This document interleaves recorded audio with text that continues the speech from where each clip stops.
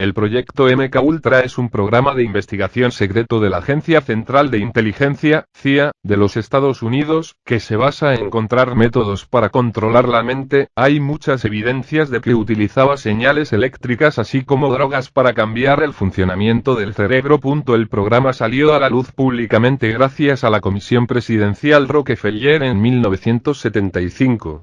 Es un criptónimo CIA en que el dígrafo MK representa a proyecto del equipo de servicios técnicos de la CIA en los 1950s y los 1960s. El programa MKUltra se inició por orden de Allen Dulles, el director de la CIA, en 1953. El primer jefe del programa fue Sidney Gottlieb. El objetivo principal era producir una droga que obligara al sujeto a decir la verdad. Pero había aproximadamente 150 proyectos de investigación en el programa, y aún no se conoce el propósito de todos ellos. La agencia gastó decenas de millones de dólares de entonces en estudios para controlar o influenciar la mente humana, y así mejorar sus capacidades de extraer información de los individuos resistentes a los interrogatorios.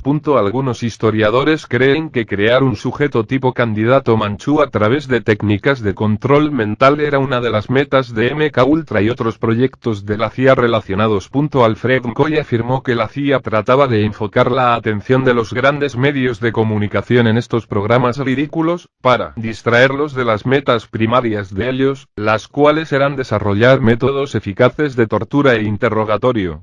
Estos autores citan como un ejemplo, el hecho de que los manuales de interrogación Kubark de la CIA se refieren a estudios en la Universidad McGill, y la mayor parte de las técnicas a las que se refiere Kubark son exactamente las mismas que Ewen Cameron usaba en sus sujetos de prueba: privación sensorial, drogas, aislamiento, etc. 5. Un documento de 1955 de MKUltra da indicios del estado y de la magnitud del esfuerzo. Este documento da cuenta de un estudio con drogas que alteran la conciencia como sigue. Algunos de los elementos usados en el programa eran la radiación y la droga LSD. También se usaron los barbitúricos y las anfetaminas simultáneamente, un proceso que se abandonó porque la muerte del interrogado era demasiado frecuente. Se utilizaban también muchas otras drogas.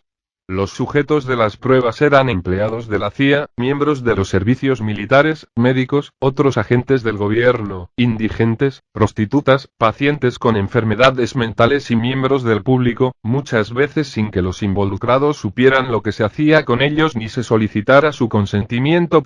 Finalmente, los investigadores descartaron la LSD porque sus efectos resultaban imprevisibles.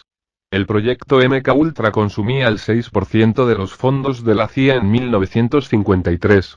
No se tiene muy claro cuáles fueron las drogas utilizadas en este proceso. Se tiene más en cuenta que fueron las drogas las que causaban mayor daño cerebral, obligando al sujeto de prueba a ver cosas y hacer lo que la CIA quisiera. Las drogas de las que sí se podría afirmar que se utilizaban eran la ya conocida LSD, que fue una droga psicodélica usada en lavados de cerebro, hormonas, marihuana, etc. MKUltra desempeña un papel en muchas teorías de conspiración, debido a su naturaleza y la destrucción de la mayoría de los registros. Lawrence Decker, abogado del asesino condenado Shiran Shiran, que se cree Shiran estaba bajo la influencia de hipnosis cuando disparó su arma contra Robert F. Kennedy en 1968. Decker vinculó el programa de la CIA Operación MKUltra a las técnicas de control mental que, según él, fueron utilizados para el control de Shiran. La masacre de Aurora de 2012.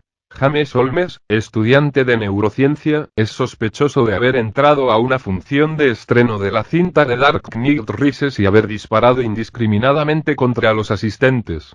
Tras el ataque 12 personas perdieron la vida y 58 más resultaron heridas. En su audiencia se vio con aspecto aturdido, y según fuentes la masacre fue perpetrada con maniobras profesionales y armamento de alto calibre que demuestra un ataque premeditado y serio comportamiento del cual el supuesto asesino no tuvo idea en su momento de audiencia. Testigos describieron a dos participantes en el tiroteo, indicando que uno de los envases de gas lacrimógeno fue lanzado desde el lado opuesto del cual había salido el asesino.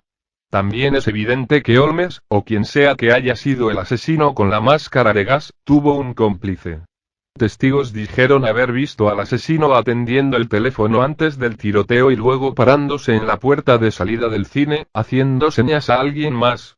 Johnstone, la ubicación en Guyana del culto de Jim Jones y el suicidio en masa del templo del pueblo, se pensó que era un sitio de prueba para experimentos médicos de control mental ultra y después del fin oficial del programa. El congresista Leo Ryan, un conocido crítico de la CIA, fue asesinado por miembros del Templo del Pueblo después de que él personalmente visitó Johnstone para investigar diversas irregularidades. Las revelaciones sobre la CIA y el ejército generó que un número de sobrevivientes a sus experimentos a presentar demandas judiciales contra el gobierno federal por llevar a cabo experimentos ilegales.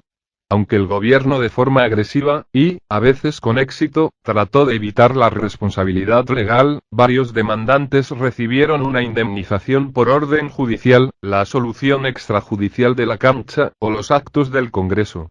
La familia Frank Olson recibió $750.000 por una ley especial del Congreso, y tanto el presidente Ford y director de la CIA William Colby, se reunieron con la familia de Olson a pedir disculpas públicamente. Anteriormente, la CIA y el ejército había buscado activamente y con éxito retener información incriminatoria, aun cuando en secreto ya se había indemnizado a las familias. Uno de los sujetos de la experimentación de drogas ejército, James Stanley, sargento del ejército, interpuso una demanda importante, aunque sin éxito. El gobierno argumentó que Stanley se le prohibió demandar en virtud de una doctrina legal conocida como la doctrina Ferres, tras un 1950 de la Corte Suprema, Ferres contra los Estados Unidos, que prohíbe a los miembros de las Fuerzas Armadas de demandar al gobierno por cualquier daño que se hayan cometido como incidente de servicio. En 1987, el Supremo Tribunal de Justicia afirmó esta defensa en una decisión 5-4 que desestimó el caso Stanley. 38 La mayoría sostuvo que una prueba de la responsabilidad que depende de la medida en que se adapta a todo, se pondría en cuestión la disciplina militar y la toma de decisiones, requiriendo investigación judicial, y por lo tanto intrusión en los asuntos militares.